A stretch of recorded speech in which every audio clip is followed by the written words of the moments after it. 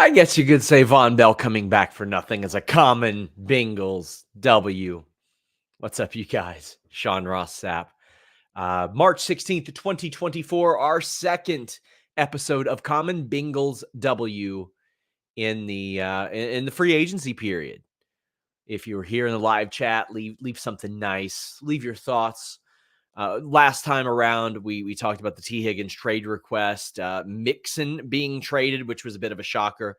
Mike Gesicki, Geno Stone. We learned plenty about those along the way, but man, we've heard even more. Jonah Williams gone, Von Bell is back, DJ Reader is gone. The Bengals will get Tanner Hudson, Trenton Irwin back. We're gonna be talking about all this here on Common Bengals W. So let's jump right into it. Please leave a thumbs up on this video. Share it if you don't mind. I have been so bad about uploading these to iTunes and all that stuff, but if that's something that you guys want, I'll make sure to do it. But we are a YouTube platform primarily. But let's talk about some of the things that have happened. Jonah Williams is gone. We knew that he was pretty well going to be gone. He was 26 years old, so a lot of years ahead of him, but an absolutely abysmal left tackle that became a pretty decent right tackle for the Bengals. And in this market became one of the better right tackles that was available. But there's the amount that he was getting paid was just way out of what the Bengals were willing to pay for it. So what do they do now? Well, one, they're going to draft offensive tackle within the first couple of rounds. Round 1 or 2, most certainly they're going to be drafting an offensive tackle, but they've also been looking at Mekhi Becton. Now, I know that a lot of Bengals fans, they panic whenever somebody leaves town without a deal, but he did visit. He was a first-round pick. He had a good season a couple of years ago, or man, I want to say a few years ago. Not the best of late, but he's got a lot of raw potential, and if he could stay healthy, because he didn't play in 2021 or 2022 almost at all, that could be very, very beneficial. There's a lot of upside there to a Mekhi Becton, and the Bengals really, really need somebody, and I mean really need somebody. And we kind of knew Jonah Williams. Well, not kind of. We knew Jonah Williams wasn't going to be that guy. He made the trade request last year. But the Bengals cannot afford to get worse at offensive line.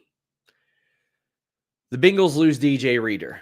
So here is the interesting thing about that.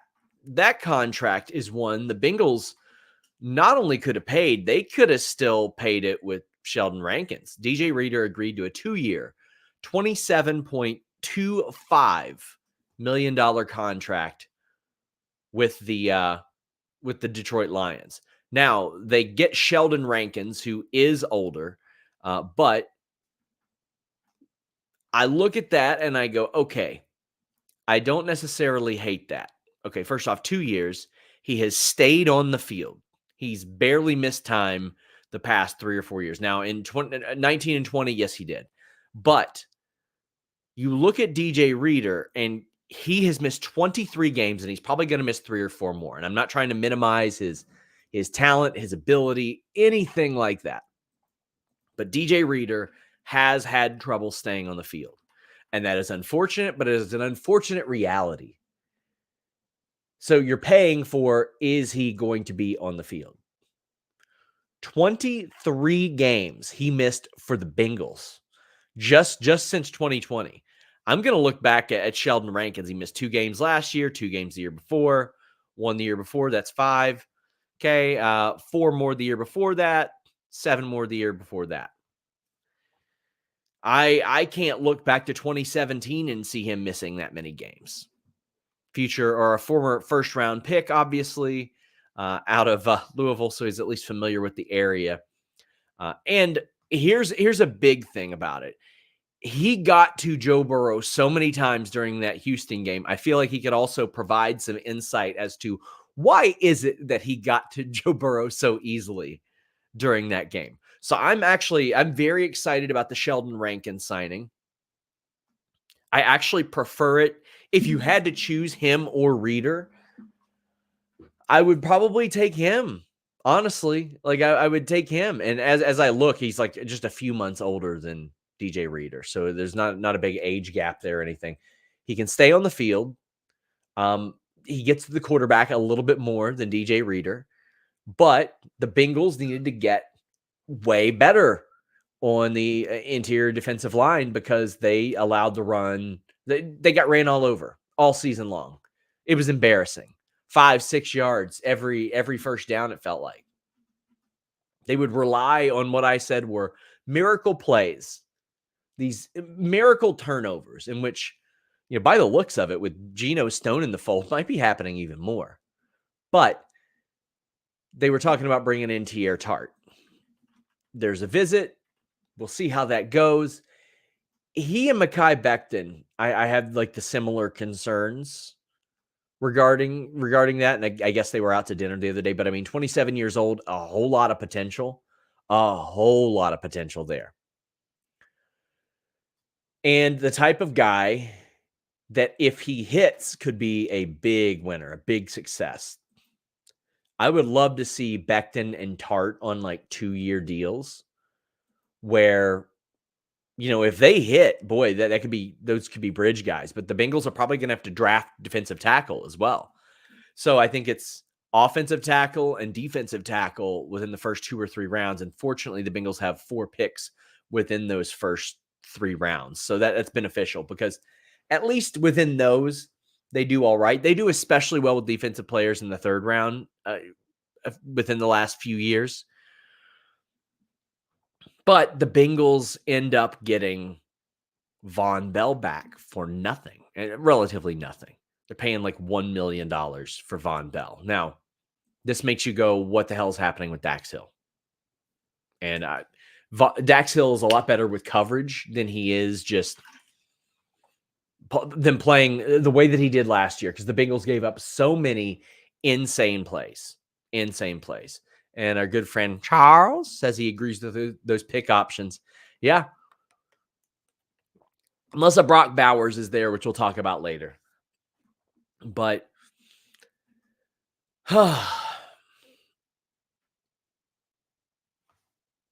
Von Bell is back, and it seems like he's back for leadership. And listen, if you can get Von Bell for the price that you're going to pay for Von Bell, when you didn't want to lose Von Bell anyway, well, that's beneficial.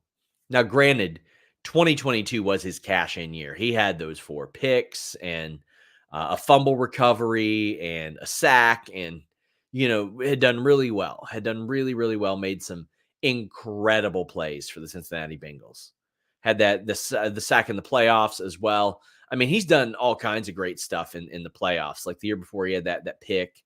He had another sack, I think, and a few QB hits as well.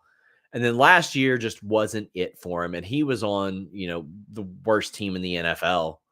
So, I mean, that doesn't help at all either. But bringing him back, I think, helps with the leadership aspect of things. He's a guy that Cincinnati fans like, and I don't think you can lean on nostalgia too much for teams like this. But when it comes to Von Bell, he can still play a little bit. Is he nearly as good as he was in 2021, 22? No, absolutely not. The numbers, the film shows that last year. But having him on this team, I think, makes it better. They had to get stronger in the safety room. They lost Awuzie as a corner, but also, I mean, look, you look at what Awuzie did last year, and he was nowhere near the player that he was before the injury. He just was not the same guy. Wasn't the same guy. And for what he ended up getting paid, kind of glad the Bengals walked away. The Bengals are looking for the bargain shopping element of things, and they still need a veteran corner. And I mean like one that can do some things. I don't know who that would be. I don't have a list in front of me, but God, I saw somebody say Eli Apple, and I was like, no, I don't really want that. I don't necessarily want Eli Apple back into the fold. I mean, he is okay last year. He was, I'll say this about Eli Apple in Miami. I noticed him getting to the ball a lot more than he had in previous years in Cincinnati. Like, I think he had 9 or 10 pass deflections in 10 games. And that's about as many as we saw him have each year in Cincinnati when he played almost every game. So there was that. If he had to come back, I wouldn't hate it if he played like last year.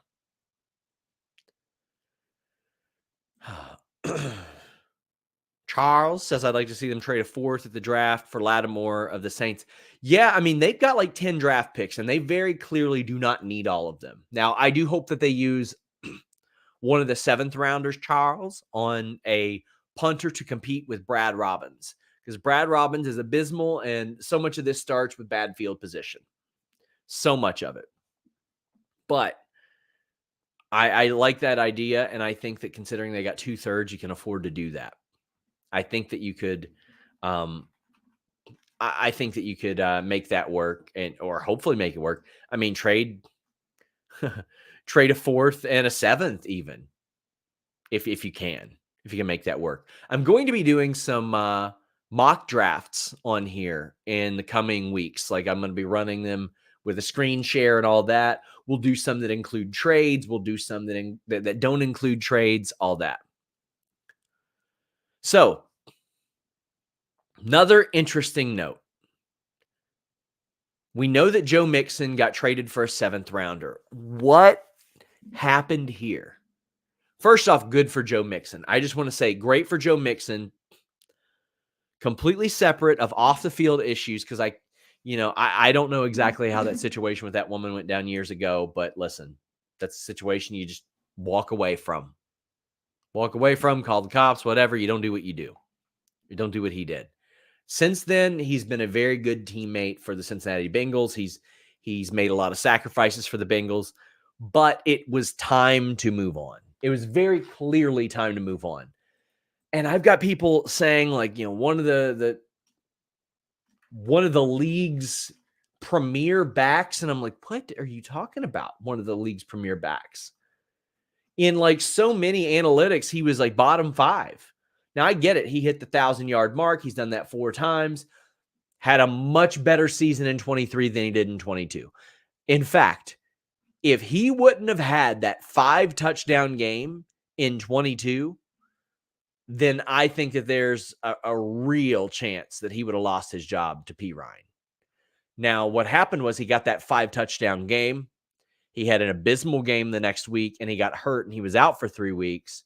Came back, was very inconsistent. It's like great game against Cleveland, abysmal game against Tampa, great game against New England, terrible game against Baltimore, went into the playoffs.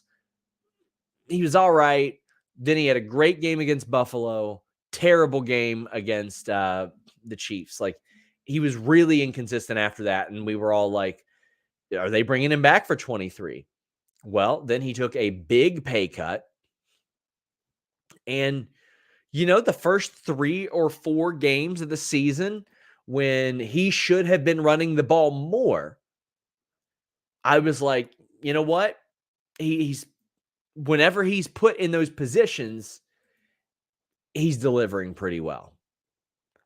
But I mean, listen, after those first 4 games when Burrow was hurt, I'm going to look down through here. 1, 2, 3, 4, 5, 6, 7, 8 games where you average less than like 3.92 yards a carry. You can't have that. Now, he's a great catching back, and that's wonderful, all that. But,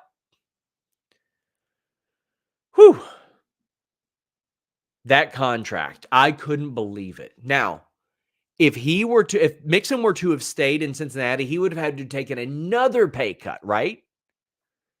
He gets a 3-year, $27 million extension. He got a pay raise. Good for him. Good for him. But the Bengals were just going to move away. They were going to release him. And then I see Emmanuel Echo, who, listen, I don't disagree. Reeder, Williams, huge losses. Awuzie is not a huge loss if they replace him with a veteran. But they've got Geno Stone, so they're already better in the secondary. They improved at tight end. They got Mike Gesicki. They brought back Tanner Hudson, which we'll talk about shortly. They got Drew Sample. Markedly improved. They're losing Tyler Boyd. No two ways about it. That sucks. That sucks. But I think they're going to make up for the loss of Tyler Boyd with, one, a lot of tight end throws, and they should. They should be doing that. And Gesicki in the slot.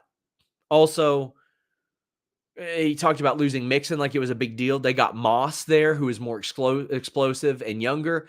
And Chase Brown is going to emerge. Chase Brown is probably going to end up being the lead back by the end of the season. So,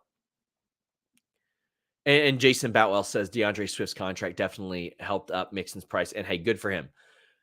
But he said that they were the biggest losers. I'm like, okay. Wide receiver, absolutely hurt. Interior defensive line, losing Reeder sucks, but somebody's asking me what can we expect from him? About 11 or 12 games. And he'll probably be hurt. But when he plays, he's very good. But I look at the Bengals and I go, okay, well, they can rectify a lot of this in the draft. But you're going to tell me, like, because he said, oh, the Bengals lost their RB1. Huh? For the amount that Joe Mixon is getting paid right now, the Bengals brought in Mike Gesicki, Zach Moss, and Von Bell. For a guy they were going to cut, not a guy who was leaving in free agency, a guy they were going to cut. So I like those. Geno Stone, Von Bell, Mike Gesicki. But I mean, either way, Jesus, man. There are three big spots the Bengals need to shore up in free agency that you can't rely on a youngster doing. You need a bridge offensive tackle at right tackle. You need a veteran cornerback. And you need interior defensive line help. So, Becton, Tart, the two ideal ones. Let me look at the current free agents. Although I really like Nick's idea of trying to get Lattimore. Boutwell says, I'd take Chase Brown over Mixon all day. Brown has Jahmyr Gibbs type speed. Yes, I agree with you. And the Bengals had to get more explosive there. Now, where Mixon really excelled was as a catching back. Like, he could really make things work there. His blocking was so bad. It was non-existent. It was non-existent. Do the Bengals go for O-line or D-line heavy in the draft? You know what? I say, let's see here. NFL mock draft. Let's see what we got here. Let's see what we got. If we can do a little mock right now. Just for the hoot of it. Just for the heckin' hoot of it. Also, Trenton Irwin back 1 year, $2 million. He earned that. He deserves to be a millionaire because he steps up every single time one of those other three guys go down, whether it be Chase, Higgins, or Boyd. They get Trenton Irwin, and Trenton Irwin steps up and does great stuff. He had 4 touchdowns in 22. 4 touchdowns. And he ended up getting targeted more last year and had fewer touchdowns, but that's because people kind of figured out. They're like, oh, we got to cover this guy. And what I liked was when he got the increased catches or the increased targets, his catch rate went up. I'm big on catch rate, especially for wide receivers, because listen, I hope we're gone from the days of these friggin' bubble screens and all that stuff, but woof. Okay, here we go. Let's see if I can screen share this at all and make sure that you guys hear me. Make sure you guys can hear me on here. Bam. All right. Should the Bengals go O-line or D-line heavy in the draft? I say both. So let's go ahead and do some of these. Since we got the training day background. My God, the guys don't even take that off of there. So let's see what we got. Let's run through these. By the way, Tanner Hudson is back. I just want to say that Tanner Hudson absolutely earned his spot as well. The Bengals brought him in on nothing. And then mid-season, as I always mention, they decided, oh, we can throw to tight ends, and Irv Smith wasn't getting it done. So he's probably back on the same deal of what Irv Smith was on. And the thing that I always say about tight ends, if your catch rate's about 60, 65, you're going to need that upped with Jake Browning or Joe Burrow throwing to you. Tanner Hudson got targeted twice as many times last year as he had his entire career, and he delivered. And he constantly delivered and was reliable, and again, deserved that deal. Also upgraded my season tickets. I am in the club section now. Wonderful rib on me. I spent a lot of money to upgrade those, and I'm very fortunate to be in the position to do that. But then my heat went out, and I'm gonna have to pay $2,000 to fix that. But let's do this mock draft. We pick the Bengals. We'll go one fast. We will go no trades right here. So no trades, and then we'll do a couple with trades. I think here, if you were the Cincinnati Bengals, so of course there's Johnny Newton, there's Amarius Mims, there's Troy Fatanu.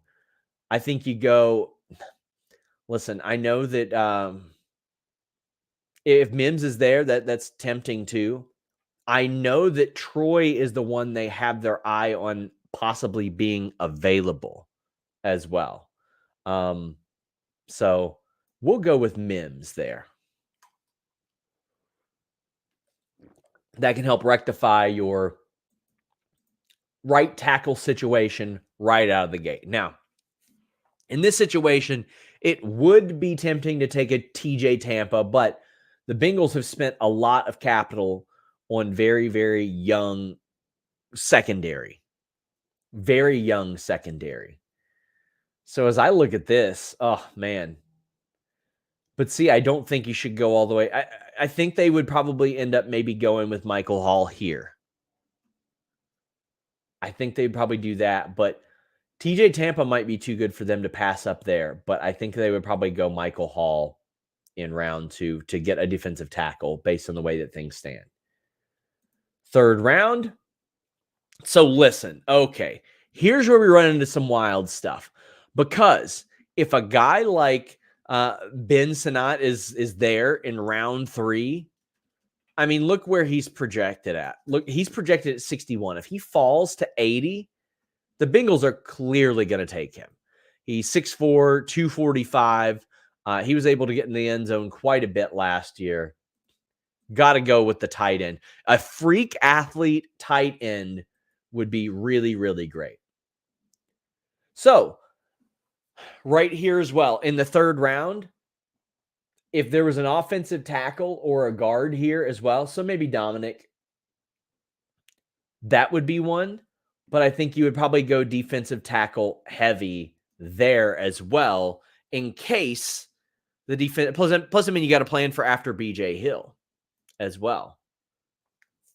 Man, Cade Stover being available in the 4th round. If he's available in the 4th round, I think the Bengals would probably take him as well. But see, now there are also a ton of wide receivers that are available through here. It's like a Malik Washington. Oh, Ray Davis right there too. Listen, I loved watching Ray Davis for Kentucky. We're going to do a few of these just because I like doing them.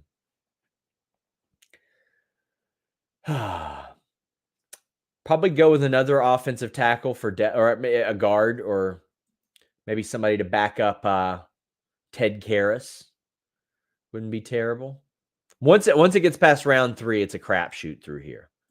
We'll go Jerry and Jones. Now look, Here's what I don't like about this free trades edition of of this is you can really fleece them on the trades and get an edge rusher there. So I don't really give a damn about these picks through here. But the top 3 or 4 rounds, if you can get, again, an offensive tackle round 1, a defensive tackle round 2, then in round 3, I would suggest getting a tight end and or one of two things, a tight end or depth on the O-line, depth on the D-line, or a wide receiver. So that's what it looks like. So now we're going to do it with trades. And let me tell you, these trades are so inaccurate. And I'm just going to show you what I mean. Whoops. Didn't mean to do that. Have to pick the Bengals every time on there. So let's take a look. So they're going to offer us something like 22 and 50 for, but listen, here's the thing. Even if 22 is available there and 50, you're going to reject that and you're going to take JC Latham if he's there. That's the one you have to have if he's there. If JC Latham is there or Brock Bowers is there, you got to go with that. Now, this situation, they would offer what? A second next year? Yeah, you would take that. You would take moving back 10 spots for an extra second round pick next year for like basically a 4th round pick. So we'll do that.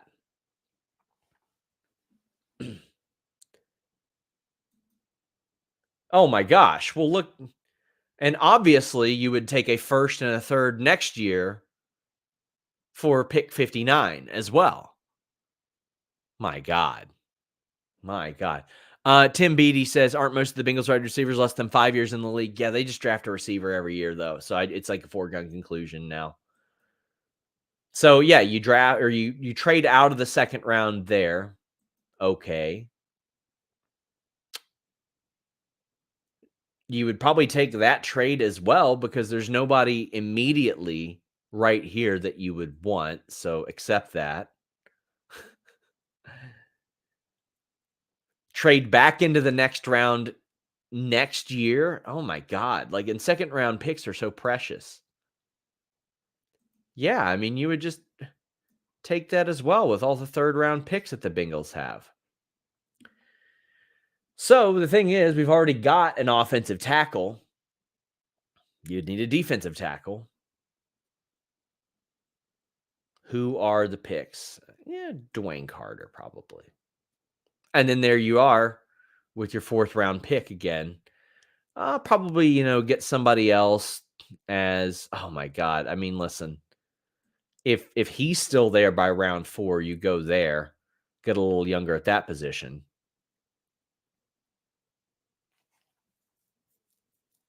I think you would probably want some depth. My God, there's some good O-line stuff in the early 4th as well. Very good O-line stuff in the early 4th. But take a flyer on that fella, Josh Newton.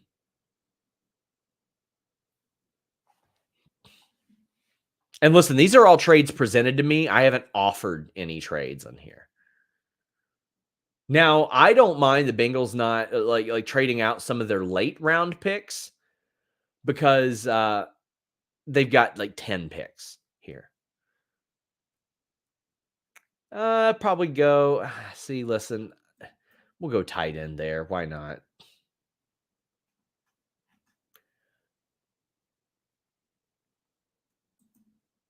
But round 7, I'll tell you what. I'll tell you what they need. They need to get them a punter.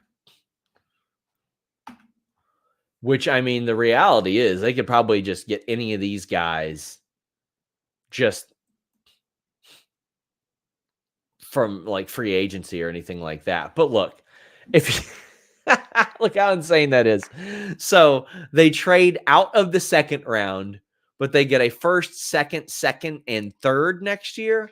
Oh my God. I wish it was like that. I wish it was like that. And listen, if you can get JC Latham, that's a major success. If JC Latham or Brock Bowers are there, it is the most no-brainer situation possible. No-brainer situation possible. We're going to go no trades again because that's, you know what? Unless they're late round trades, the Bengals probably are going to hold on to them. Now, listen, if they get off, oh my God. Well, here's another thing too. Oh my Jesus. Now it's Cleveland, but why would they offer 2 seconds, 2/3, and a fourth? Is that Sonny? Is that Sonny making that trade? He wants all his picks back. But look, good God, those are all good. I'd probably take that one too. Dallas Turner, even though you don't really need edge, just for the sake of it, we're going to take it. Because, like, how could you pass that up? Oof. And then you know what? Rook Araraho, can't pronounce his name. You thought Brad Robbins was a decent punter? Statistically, he was like the worst punter in the league. He was horrible. Horrible. So bad, brother. This is another situation where you would have to take Ben Sinnott there.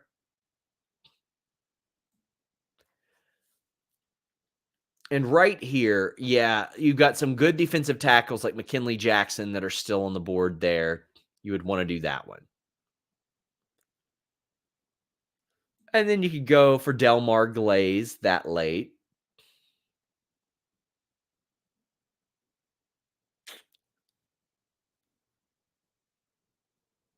What do we got here? A guard. Yeah, I wouldn't mind the Bengals getting a little bit younger and cheaper on the line. But again, once you get past round 4, your hit rate ain't great there, right? Now, I want to see what special teams guys would be available here. See, so like once you get to round 6, the same guys are going to be there. Same guys are going to be there.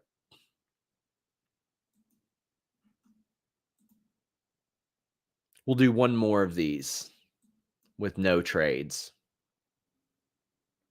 just as we wrap up. Don't give a hoot about these fellas. But yeah, if you get Dallas Turner there. And then, I mean, Rook would be really, really good for the defensive tackle position, but then you'd be waiting late. And it's just like, man, if JC Latham is there and he's probably not going to be there, you can't pass on him. So, Brock Bowers too, going late. So yeah, you reject those trades. So, well, okay. So Amarius Mims, Troy, and JC Latham going back to back to back. To me, if one of those 3 go to the Bengals, I'm pretty happy. I'm pretty happy with that. Either of the 3, I think, would be nice. But if they don't, you do at least have a Johnny Newton there. That's also nice. In the first round, I would rather not go Brian Murphy, but I would be happy with Mims, Fatanu. I don't know if I'm pronouncing it right. Latham, Johnny Newton, or Brock Bowers. So anybody that's 15, 16, 17, the guy I'm taking at 18. And, I think those are the best bets. You got to get the offensive tackle position. But if you have a chance to get Brock Bowers, man, you take it. You take it. And then look at that. This is ideal. If you can get Devondre Sweat, second round, ooh boy, I feel really good about where the Bengals are if that's the case. We're going to reject those. So here's the interesting thing about the Bengals number 80 pick and what's on the board now.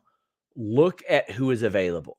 Now, I know the Bengals have Yoshi Voss. They've got Trenton Irwin. They've got Higgins. They've got a plan for Higgins to leave, though. But there's Roman Wilson, Leggett, and Jalen McMillan right there. And in order to get a team need, you're going to need to go down to Roger Rosengarten. And right now, you've already drafted your hopeful right tackle, or McKinley Jackson. And that's going a ways down the board. So I think you go best available with that one. Or if you want, trade back a little bit. So, and also look, McKinley Jackson is still there at 97. So what I would do here is go with McKinley Jackson or this fella of whose name I can't pronounce. Get some depth there as well. With the defensive tackle, you definitely need to get younger there almost immediately. So I'm going to go with that. I'm going to go with that.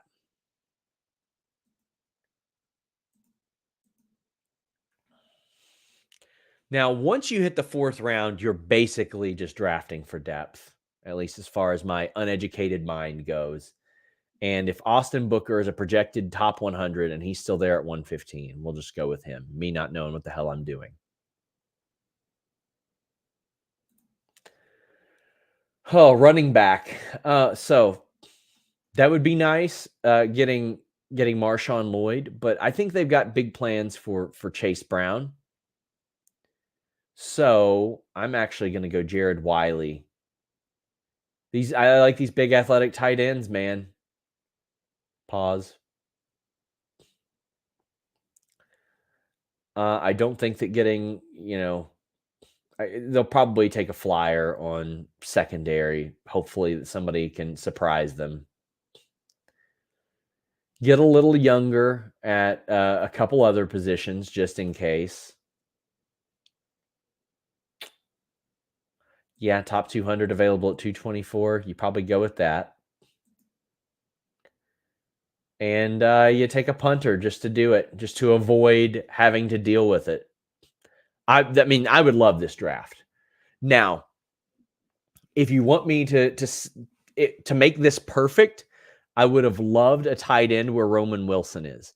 But if the Bengals get Latham, Sweat, then McKinley Jackson, oh boy, I'm very happy with that. Guys, hope you all enjoyed this show. We're going to be back pretty soon. We'll just do a bunch of these one day. But until next time, we're out.